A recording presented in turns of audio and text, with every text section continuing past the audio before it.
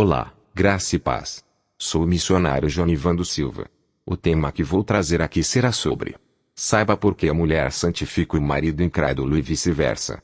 Mas, antes peço que você se inscreva em nosso canal e clique no sininho para receber notificações. Também curta nossas mensagens, assim você nos ajuda a ficar melhor posicionado no YouTube. Vamos à mensagem. Esse é um tema em que muitos não compreendem o sentido exato do porquê a mulher santifica o marido incrédulo e vice-versa. Se você é uma delas, terás a resposta aqui. Vamos ao texto bíblico base para o tema, que está em 1 Coríntios capítulo 7 versículo 14. Porque o marido incrédulo é santificado pela mulher, e a mulher incrédula é santificada pelo marido crente. De outro modo, os vossos filhos seriam imundos, mas agora são santos. Muito importante esclarecer que quando o apóstolo Paulo fez menção sobre esse fato, sem sombra de dúvida, ele está falando diretamente para casais em que um dos dois se converteram ao Evangelho de Cristo. Ele não fala neste versículo sobre um casal crente, onde um se desvia da fé. Fala sobre casais onde uma das partes se arrepende convertendo-se a Cristo, passando a ser habitação do Espírito Santo. Precisamos também ter um olhar e uma compreensão dos dois reinos espirituais, sendo esses, o reino de Deus e o reino das trevas. Os que são de Deus têm o Espírito Santo nele e são guiados pelo Espírito. Já as pessoas pertencentes ao reino das trevas têm demônios e recebem suas influências, conforme está escrito em Colossenses 1,13, que diz: o qual nos tirou da potestade das trevas, e nos transportou para o reino do Filho do seu amor. E, como está declarado Efésios 5,8, porque no outro tempo eres trevas, mas agora sois luz no Senhor, andai como filhos da luz. No entanto, entendemos pela declaração bíblica que quem não é de Deus não tem o Espírito Santo. Se não tem, não pode ser participantes do reino de Deus.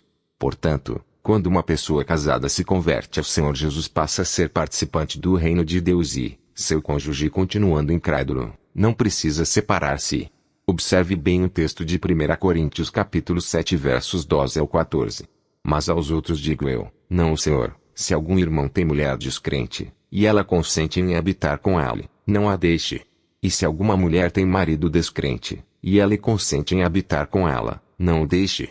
Porque o marido descrente é santificado pela mulher, e a mulher descrente é santificada pelo marido. De outra sorte os vossos filhos seriam imundos, mas agora são santos. Com essa compreensão inicial em mente, você agora vai entender como a mulher santifica o marido incrédulo. Em 1 Coríntios capítulo 6 verso 18 mostra que o pecado da prostituição fez pecar contra o corpo. Por quê? Porque o corpo é do Espírito Santo, conforme diz 1 Coríntios 6 verso 19. Sendo assim, para quem não é crente o corpo são de demônios.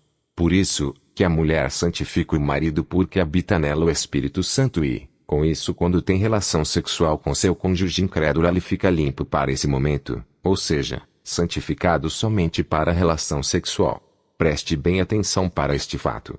Os demônios que estão em um dos cônjuges por ser ele incrédulo saem todos por causa da relação sexual com o cônjuge crente. Porém, após o ato sexual, os mesmos demônios voltam para o cônjuge incrédulo.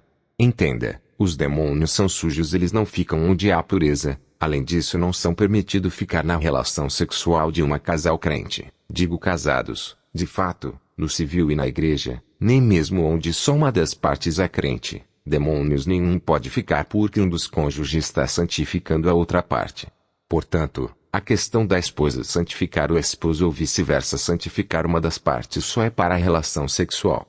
Para tanto, o fato de um santificar o outro não o deixa livre de condenação referente à salvação e não o isenta de culpa diante de Deus, pois é preciso que se arrependa passando a ter uma vida com Jesus Cristo.